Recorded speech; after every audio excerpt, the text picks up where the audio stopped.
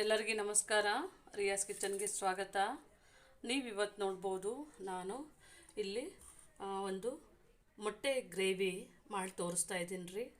ದಾಬಾ ಸ್ಟೈಲಲ್ಲಿ ಮಾಡ್ತಾರೆ ನೋಡ್ರಿ, ಆ ಥರನೇ ಒಂದು ಮೊಟ್ಟೆ ಗ್ರೇವಿ ತುಂಬ ಟೇಸ್ಟಾಗಿರುತ್ತೆ ಮತ್ತು ಅದು ತುಂಬ ಬೇಗ ಆಗುವಂಥ ಒಂದು ರೆಸಿಪಿ. ಇದು ತುಂಬ ಟೇಸ್ಟ್ ಅಂದರೆ ನಿಮಗೆ ದಾಬಾ ಒಳಗೆ ಇಂಥ ಟೇಸ್ಟು ಸಿಗುತ್ತೆ, ಕೆಲವೊಂದು ದಾಬಾ ಒಳಗೆ ಸಿಗ್ಬೋದು. ಹಾಗಾಗಿ ನಾನು ಇದನ್ನು ಮಾಡ್ತಾಯಿದ್ದೀನಿ. ನೋಡ್ಬೋದು, ನಾನಿದು ಒಬ್ಬರು ಸಲಿಂದೇ ಮಾಡ್ತಾ ಇರೋದು. 2 ಮೊಟ್ಟೆಯನ್ನು ತೊಗೊಂಡಿದ್ದೇನೆ ಮತ್ತು ಇಲ್ಲಿ ಸಣ್ಣಕ್ಕೆ ಒಂದು ಅರ್ಧ ಈರುಳ್ಳಿ ಕಟ್ ಮಾಡಿ ಇಟ್ಕೊಂಡಿದ್ದೇನೆ. 1.5 ಈರುಳ್ಳಿ ಸಣ್ಣದು ನಾನಿಲ್ಲಿ ಉದ್ದಕ್ಕೆ ಕಟ್ ಮಾಡಿ ಇಟ್ಕೊಂಡಿದ್ದೇನೆ. ಒಂದು ಹುಳಿ ಟೊಮೆಟೊ, ಫ್ರೆಶ್ ಆಗಿರೋ ಹುಳಿ ಟೊಮೆಟೊ ಇಲ್ಲಿ ಒಂದು 8ರಿಂದ 10 ಗೋಡಂಬಿಯನ್ನು ತೊಗೊಂಡಿದ್ದೇನೆ. ಮತ್ತು ಇಲ್ಲಿ ನೋಡ್ಬೋದು, ಒಂದು ಅರ್ಧ ಟೇಬಲ್ ಸ್ಪೂನಷ್ಟು ಜೀರಿಗೆ ತೊಗೊಂಡಿದ್ದೀನಿ ಮತ್ತು ಒಂದು 5ರಿಂದ 5 ಬೆಳ್ಳುಳ್ಳಿ, ಒಂದು ಅರ್ಧ ಇಂಚಿನಲ್ಲೂ ಕಮ್ಮಿ ಶುಂಠಿ, ಒಂದು ಹಸಿಮೆಣಸು, 2 ಬ್ಯಾಡಗಿ ಮೆಣಸು. ಇವಿಷ್ಟು ನಮಗೆ ಬೇಕಾಗುವಂಥ ಸಾಮಗ್ರಿಗಳು. ಸ್ವಲ್ಪ ಕರಿಬೇವು ಸೊಪ್ಪು, ಇದು ಕೊತ್ತಂಬರಿ ಸೊಪ್ಪು ಇಟ್ಕೊಂಡಿದ್ದೇನೆ. ಇವೆಲ್ಲ ನಮಗೆ ಬೇಕಾಗುವಂಥ ಸಾಮಗ್ರಿಗಳು. ಇದು ತುಂಬ ಈಸಿಯಾಗಿ ಮಾಡುವಂಥ ರೆಸಿಪಿ. ಯಾವಾಗಲೇ ಮನೆಗೆ ಗೆಸ್ಟ್ ಬಂದಾಗ ನೋಡ್ರಿ, ಆ ಟೈಮ್ನಲ್ಲಿ ತುಂಬ ಈಸಿಯಾಗಿ ಮಾಡುವಂಥ ಇದು ರೆಸಿಪಿ. ಈಗ ನೀವು ನೋಡ್ಬೋದು, ನಾನು ಮಿಕ್ಸಿ ಜಾರ್ ತೊಗೊಂಡಿದ್ದೇನೆ ರೀ.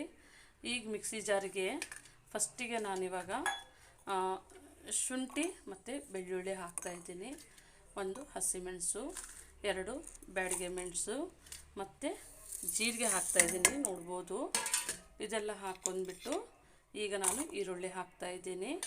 ಇದು ತುಂಬ ಈಸಿ ಆಗುವಂಥ ಒಂದು ರೆಸಿಪಿ. ನಾನಿದನ್ನು ಮಿಕ್ಸಿಗೆ ಹಾಕ್ಕೊಂಡು ಚೆನ್ನಾಗಿ ಪೇಸ್ಟ್ ಮಾಡ್ಕೊಳ್ತಾ ಇದ್ದೀನಿ. ನೀವು ನೋಡ್ಬೋದು, ನಾನಿವಾಗ ಮಿಕ್ಸಿ ಮಾಡಿದ್ದೇನೆ ನೋಡ್ರಿ. ಇದು ಸ್ವಲ್ಪ ಇದು ಇದೆ, ನೀರಿನ ಅಂಶ ಕಡಿಮೆ ಇದೆ. ಸ್ವಲ್ಪನೇ ಒಂದು 1/4 ಲೋಟದಷ್ಟು ನೀರನ್ನು ಹಾಕ್ಕೊಂಡು ಇದು ಕ್ಲೀನಾಗಿ ಪೇಸ್ಟ್ ಮಾಡ್ಕೊತೀನಿ. ಈಗ ನೀವು ನೋಡ್ಬೋದು, ನಾನು ಇದನ್ನು ಚೆನ್ನಾಗಿ ಇದು ತುಂಬ ನೈಸಾಗಿ ಒಂದು ಪೇಸ್ಟ್ ಮಾಡ್ಕೊಂಡಿದ್ದೇನೆ. ನಾನು ಇದನ್ನು ತೆಗೆದಿಟ್ಕೊತಾ ಇದ್ದೀನಿ ರೀ. ಈಗ ನೋಡ್ಬೋದು ನೀವು, ನಾನು ಅದನ್ನು ಪೇಸ್ಟನ್ನು ತೆಗೆದಿಟ್ಕೊಂಡಿದ್ದೇನೆ ರೀ. ನಾನು ಇದಕ್ಕೆ ಇವಾಗ ಗೋಡಂಬಿಯನ್ನು ಹಾಕೋತೀನಿ. ಇದು ತುಂಬ ಈಸಿ ಆಗುವಂಥ ಒಂದು ರೆಸಿಪಿ ಇದೆ, ನೋಡ್ಬೋದು ನೀವು. ಮತ್ತು ಟೇಸ್ಟೂ ತುಂಬ ಚೆನ್ನಾಗಿರುತ್ತೆ. ನಾವು ಮನೆಯಲ್ಲಿ ಮಾಡಿದ್ದೆವು, ತುಂಬ ಟೇಸ್ಟಾಗಿ ಬಂದಿತ್ತು, ಅದಕ್ಕೆ ರೆಸಿಪಿ ಹಾಕ್ತಾ ಇರೋದು. ನೋಡ್ಬೋದು ನೀವು ನೋಡ್ಬೋದು, ನಾನು ಇದನ್ನು ಸಹ ಪೇಸ್ಟ್ ಮಾಡ್ಕೊಂಡಿದ್ದೀನಿ. ನೋಡ್ಬೋದು ರೀ ನೀವು. ಈಗ ನೀವು ನೋಡ್ಬೋದು, ನಮ್ಮದು ಮೊಟ್ಟೆ ನಾವು ಸ್ವಲ್ಪ ಉಪ್ಪು ಖಾರ ಒಳಗಡೆ ತನಕ ಹೋಗ್ಬೇಕಂತೇಳಿ ಈ ಥರ ಕಟ್ ಮಾಡ್ಕೊತೀವಿ ರೀ. ನೋಡ್ಬೋದು, ಒಂದು 4ರಿಂದ 5 ಈ ಥರ ನೀವು ಕಟ್ ಮಾಡ್ಕೊಂಡ್ರೆ ಸಾಕು.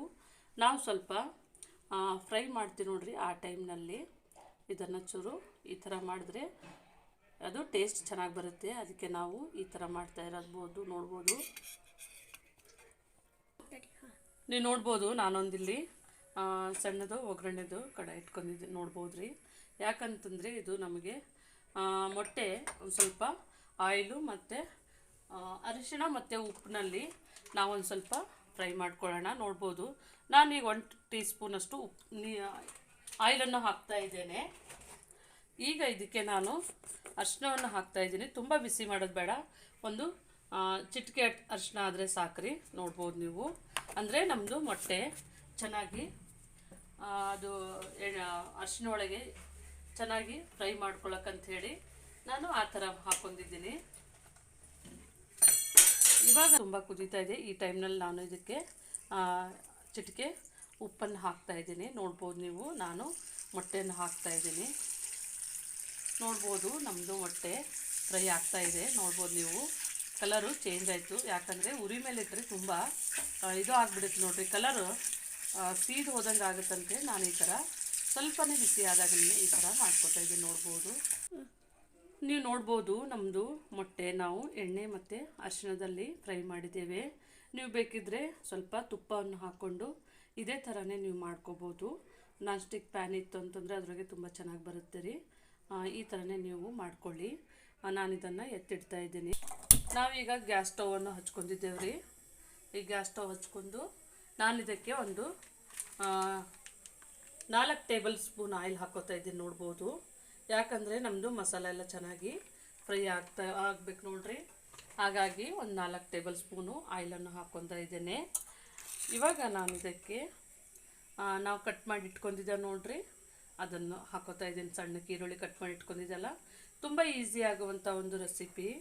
ನೀವು ಮನೆಗೆ ಗೆಸ್ಟ್ ಬಂದರೆ ತುಂಬ ಏನಿದು ಮಾಡೋದು ಬೇಡ್ರಿ. ಯಾಕಂದರೆ ಮನೆಯಲ್ಲಿ ಯಾವಾಗಲೂ ನಮ್ಮದು ಗೋಡಂಬಿ ಅದು ಇರ್ತದೆ ನೋಡ್ರಿ, ಅದು ಒಂಚೂರು ಜೀರಿಗೆ ಅಂತೂ ಮಾಮೂಲಿ ಇದ್ದೇ ಇರುತ್ತೆ. ಇಷ್ಟರಲ್ಲಿ ಮಾಡಿದ್ರೆ ಸಾಕು. ನೀವು ನೋಡ್ಬೋದು ನಮ್ಮದು ಇದು ಫ್ರೈ ಆಗ್ತಾಯಿದೆ ಈರುಳ್ಳಿ. ನಾನು ಈ ಟೈಮ್ನಲ್ಲೇ ನಾವು ಮಾಡ್ಕೊಂಡಿದ್ದೆ ನೋಡ್ರಿ. ಮತ್ತು ಜೀರಿಗೆ, ಈರುಳ್ಳಿ, ಬ್ಯಾಡಗಿ ಮೆಣಸಿನ್ಕಾಯಿ, ಹಸಿ ಮೆಣಸಿನ್ಕಾಯಿ ಎಲ್ಲವನ್ನು ಪೇಸ್ಟ್ ಮಾಡ್ಕೊಂಡಿದ್ದೆ ನೋಡ್ರಿ. ಇದನ್ನು ಹಾಕಿ ಬಾಡಿಸ್ಕೊಳ್ಳೋಣ. ಇದು ಚೆನ್ನಾಗಿ ಹಸಿ ವಾಸನೆ ಹೋಗೋ ತನಕನೂ, ಯಾಕಂದರೆ ಅದರೊಳಗೆ ಶುಂಠಿ ಬೆಳ್ಳುಳ್ಳಿ ಹಾಕಿದ್ದೆ ನೋಡ್ರಿ, ಅದಕ್ಕೆ ಇದು ಚೆನ್ನಾಗಿ, ಅದಕ್ಕೆ ನಾನು ಎಣ್ಣೆ ಸ್ವಲ್ಪ ಜಾಸ್ತಿ ಹಾಕ್ಕೊಂಡಿದ್ದೀನಿ ನೋಡ್ಬೋದು ನೀವು. ಇದು ಚೆನ್ನಾಗಿ ಫ್ರೈ ಆಗಲಿ. ಇದನ್ನು ಚೆನ್ನಾಗಿ ಹಸಿ ವಾಸನೆ ಹೋಗೋ ತನಕ ನಾವು ಫ್ರೈ ಮಾಡ್ಕೊಳ್ಳೋಣ. ನಾವೊಂದು 3 ನಿಮಿಷಗಳ ಕಾಲ ಚೆನ್ನಾಗಿ ನಾವು ಎಣ್ಣೆಯಲ್ಲಿ ಬೇಯಿಸಿದ್ದೇವೆ ನೋಡ್ಬೋದು ನೀವು. ನಮ್ಮದು ಇದೆಲ್ಲ ಆಗಿದೆ ಅಂದರೆ ಚೆನ್ನಾಗಿ ನಮಗೆ ಒಳ್ಳೆ ಪರಿಮಳ ಬರುತ್ತೆ. ಆವಾಗ ನಿಮ್ಗೆ ಗೊತ್ತಾಗುತ್ತೆ ಅದು ಬೆಂದಿದೆ ಅಂಥೇಳಿ. ಇವಾಗ ಹಸಿ ವಾಸನೆ ಹೋಗೋ ತನಕ ನಾನು ಇದನ್ನು ಬೇಯಿಸ್ಕೊಂಡಿದ್ದೀನಿ ರೀ. ಇವಾಗ ನೋಡ್ಬೋದು ನಾವು ಟೊಮೆಟೊ ಪ್ಯೂರಿ ಮತ್ತು ಗೋಡಂಬಿ ಮಾಡ್ಕೊಂಡಿದ್ದೆ ನೋಡಿರಿ, ಅದನ್ನು ಸಹ ಹಾಕ್ತಾಯಿದ್ದೇನೆ. ಇಷ್ಟು ಒಳ್ಳೆಯ ಒಂದು ಪರಿಮಳ ಇರುತ್ತೆ. ನೀವು ಮನೆಯಲ್ಲಿ ಒಂದು ಸತಿ ಟ್ರೈ ಮಾಡಿ ನೋಡಿರಿ. ಇದನ್ನು ಸಹ ಚೆನ್ನಾಗಿ ಹಸಿ ವಾಸನೆ ಹೋಗುತ್ತಾನೆ ಇದು ಮಾಡಬೇಕು. ನಾವು ಹಾಕಿರ್ತೀವಿ ನೋಡಿರಿ ಗೋಡಂಬಿ, ಅದು ತಾನೇ ಎಣ್ಣೆ ಬಿಟ್ಕೊಳ್ಳುತ್ತೆ ಚೆನ್ನಾಗಿ, ತುಂಬ ಕಲರ್ಫುಲ್ಲಾಗಿ ಅದು ಎಣ್ಣೆ ಬಿಟ್ಕೊಳ್ಳುತ್ತೆ. ನಾವು ಚೆನ್ನಾಗಿ ಇದನ್ನು ಬೇಯಿಸೋಣ ನಿಧಾನ, ಸ್ಲೋ ಫ್ಲೇಮ್ನಲ್ಲೇ, ಸ್ವಲ್ಪ ತುಂಬ ಹೈ ಫ್ಲೇಮ್ ಬೇಡ.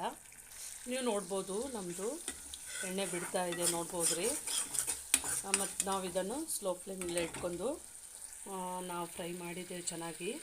ಇವಾಗ ನಾನು ರುಚಿಗೆ ತಕ್ಕಷ್ಟು ಉಪ್ಪನ್ನು ಹಾಕ್ತಾಯಿದ್ದೀನಿ ನೋಡ್ಬೋದು ನೀವು. ಆಮೇಲೆ ನೋಡ್ಕೊಂಡು ಹಾಕೋಬೋದು ನೋಡಿರಿ. ಈಗ ನಾನು ಸ್ವಲ್ಪ ಹಾಕ್ಕೊಂಡಿದ್ದೀನಿ. ನೀವು ನೋಡ್ಬೋದು ನಮ್ಮದು ಎಣ್ಣೆ ಎಲ್ಲ ಬಿಡ್ತಾ ಇದೆ. ನಾವು ಹಾಕಿದ್ದೇವೆ ನೋಡಿರಿ ಟೊಮೆಟೊ, ಅದು ಎಲ್ಲನೂ ನಾವು ಹಾಕಿದ ಮೇಲೆ ಒಂದು 2ರಿಂದ 3 ನಿಮಿಷಗಳ ಕಾಲ ಚೆನ್ನಾಗಿ ಈ ಥರ ಬಾಡಿಸ್ಕೋಬೇಕು ನೋಡ್ಬೋದು ನೀವು. ನಮ್ಮದು ಎಣ್ಣೆ ಎಲ್ಲ ನೋಡಿರಿ ಈ ಥರ ನಮ್ಮದು ಸಪ್ರೇಟಾಗಿ ಕಾಣುತ್ತೆ. ನಾವು ಹಾಕಿದ್ದೇವೆ ನೋಡಿರಿ ಎಣ್ಣೆ, ಅದು ಚೆನ್ನಾಗಿ ಕಾಣ್ತಾ ಇದೆ. ಈ ಟೈಮ್ನಲ್ಲೇ ನಾವು ಇವಾಗ ಒಂಚೂರು ನಿಮಗೆ ಇನ್ನೊಂದು ಸ್ವಲ್ಪ ಗ್ರೇವಿ ಜಾಸ್ತಿ ಬೇಕಂತ ಅಂದರೆ ಸ್ವಲ್ಪ ಜಾಸ್ತಿ ಮಾಡ್ಕೋಬೋದು. ನಾನು ಒಬ್ಬರಿಗಾಗುವಷ್ಟು ಮತ್ತು 2 ಮೊಟ್ಟೆದು ಅಳತೆಯಲ್ಲಿ ಮಾಡಿದ್ದೇನೆ. ನೀವು ಜಾಸ್ತಿ ಅಂದರೆ ತುಂಬ ಮಸಾಲೆ ಅದು ಏನೂ ಇಲ್ಲ, ಈಸಿಯಾಗಿ ಮಾಡ್ಕೊಳ್ಳೋವಂಥ ಒಂದು ರೆಸಿಪಿ. ನೋಡ್ಬೋದು ನಮ್ಮದು ನೀರಿನ ಅಂಶ ಎಲ್ಲ ಕಮ್ಮಿ ಆಗಿದೆ. ಇವಾಗ ನೋಡಿರಿ ಎಣ್ಣೆ ಕಾಣ್ತಾ ಇದೆ. ಈ ಟೈಮ್ನಲ್ಲೇ ನಾವು ಮೊಟ್ಟೆಯನ್ನು ಚೆನ್ನಾಗಿ ನಾವು ಇದು ಮಾಡಿದ್ದೇವೆ ನೋಡಿರಿ ಎಣ್ಣೆಯಲ್ಲಿ, ಮತ್ತು ಉಪ್ಪು ಹಾಕಿ ಮತ್ತು ಅರಿಶಿನ ಹಾಕಿ ಫ್ರೈ ಮಾಡ್ಕೊಂಡಿದ್ದೆ ನೋಡಿರಿ. ಈ ಥರನೇ ನಾವು ಇದರೊಳಗೆ ಹಾಕಿ ಚೆನ್ನಾಗಿ ಮಿಕ್ಸ್ ಮಾಡ್ಕೊಳ್ಳೋಣ. ಆವಾಗ ಅದು ಕಲರ್ ಚೇಂಜ್ ಆಗುತ್ತೆ ನೋಡ್ಬೋದು. ನಮ್ಮದು ಯೆಲ್ಲೋ ಕಲರ್ಗೆ ಬಂದಿದೆ ನೋಡ್ಬೋದು ರೀ. ತುಂಬ ಟೇಸ್ಟಾಗಿರುತ್ತೆ. ನೀವು ನೋಡ್ಬೋದು ಕಡಿಮೆ ಸಾಮಗ್ರಿಗಳ ಹಾಕಿ ಮಾಡಿದ್ದೀನಿ, ಕಡಿಮೆ ಸಾಮಗ್ರಿದಾಗ ಹಾಕಿ ಮಾಡಿದ್ದೀನಿ ನೋಡ್ರಿ. ಆದ್ರೂ ಟೇಸ್ಟ್ ಮಾತ್ರ ತುಂಬ ಚೆನ್ನಾಗಿದೆ. ಜಾಸ್ತಿ ಮಸಾಲ ಅದು ಏನೂ ಇಲ್ಲ, ನಾವು ಮನೆಗಿರೋಂಥದ್ದೇ ಐಟಮು, ಹಾಗಾಗಿ ತುಂಬ ಟೇಸ್ಟ್ ಅಂತೂ ಇರುತ್ತೆ. ನೀವು ಒಂದು ಸತಿ ಟ್ರೈ ಮಾಡಿ ನೋಡಿ. ನೀವು ನೋಡ್ಬೋದು ನಮ್ಮದು ಇದು ಬೆಂದಾಗಿದೆ. ಒಂಚೂರು ನೀರು ಹಾಕೋತಾ ಇದ್ದೀನಿ ರೀ. ಈ ಟೈಮ್ನಲ್ಲಿ ನೀವು ಸ್ವಲ್ಪ ಗ್ರೇವಿ ಬೇಕು ಅಂತ ಅಂದರೆ ಈ ಥರ ನೀವು ಹಾಕ್ಬೋದು. ಡ್ರೈ ಬೇಕು ಅಂತಂದರೆ ನೀವು ಇದು ಮಾಡ್ಬೋದು, ಸ್ಕಿಪ್ ಮಾಡ್ಬೋದು. ನೀರು ನೋಡ್ಬೋದು ಇದು ನೀರು ಹಿಡಿಯುತ್ತೆ, ಹಾಗಾಗಿ ನಾನು ನೀರನ್ನು ಹಾಕ್ಕೊಂಡಿದ್ದೀನಿ ರೀ. ಇವಾಗ ಇದು ನಮ್ಮದು ಆಗಿದೆ. ನಾನು ಸ್ವಲ್ಪ ಇನ್ನೊಂದು 2 ನಿಮಿಷಗಳ ಕಾಲ ನಾನು ಬೇಯಿಸ್ತಾ ಇದ್ದೀನಿ ನೋಡ್ಬೋದು. ಈ ಟೈಮ್ನಲ್ಲಿ ಒಂದು 1/4 ಟೇಬಲ್ ಸ್ಪೂನಷ್ಟು ಗರಂ ಮಸಾಲ ಹಾಕ್ಕೊತಾ ಇದ್ದೀನಿ. ಇದು ಒಂದು ಆಪ್ಷನು, ನೀವು ಬೇಕಿದ್ದರೆ ಹಾಕ್ಕೊಳ್ಳಿ, ಇಲ್ಲ ಅಂತಂದರೆ ಸ್ಕಿಪ್ ಮಾಡ್ಬೋದು.